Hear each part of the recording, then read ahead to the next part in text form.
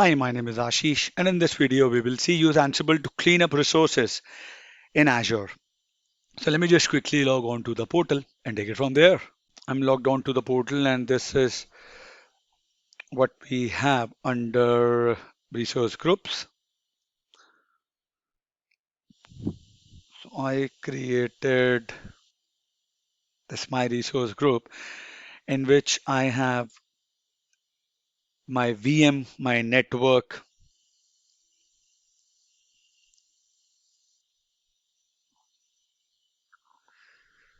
and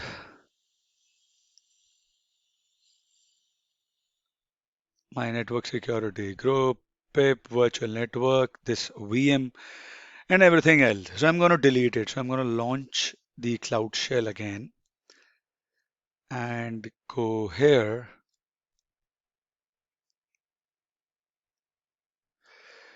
And then I'm going to create the delete RG file. Delete rst dot YAML. I'm going to paste the content here. Deleting resource group and the name I would do is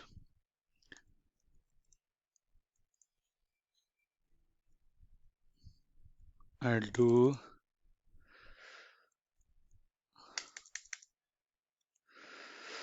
I'll do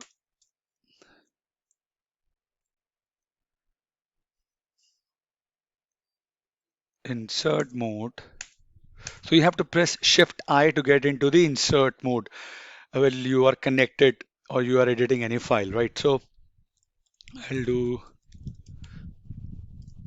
my resource group and I'll do escape shift colon WQ enter and I'll do Ansible playbook delete rst.yaml.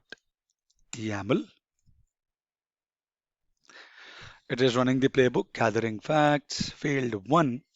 The error was is undefined.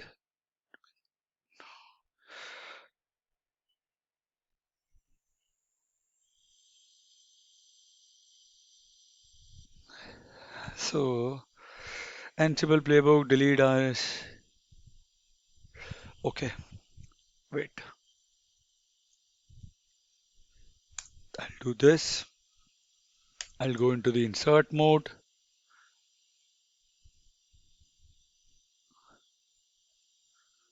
I'll change it again.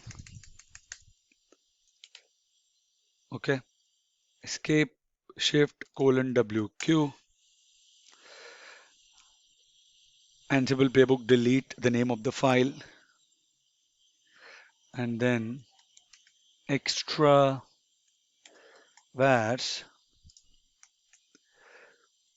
name is equal to my resource group.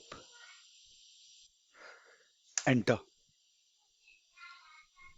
Let's see how it goes.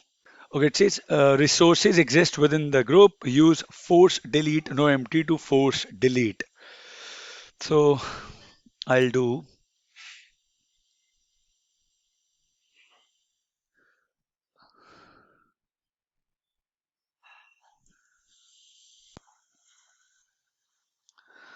I'll do open up this file and I'll place force delete no empty yes here. Escape colon WQ enter and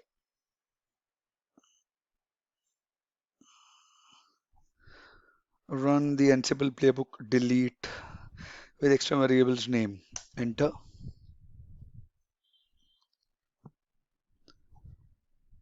So before running this command in your production, please check on your resource group for any critical resources before you run this command.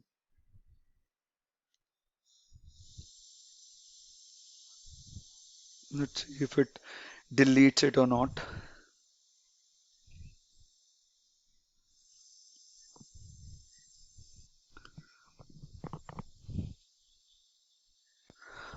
All right, so here you see that the resource group has been deleted. So if I go here, go to home and click on, look for this Windows VM, the virtual machine resource was not found. Okay. And if I go to the resource groups and look for my resource group, it is not here. And if I click on all resources, I just have the network watcher that I deployed earlier, not the Windows VM or anything else associated with that Windows VM that I configured. Okay, I hope this was informative for all of you guys. If you have any queries, please mention them in the comment section and I'll see you guys in the next video. Thank you. Have a good day.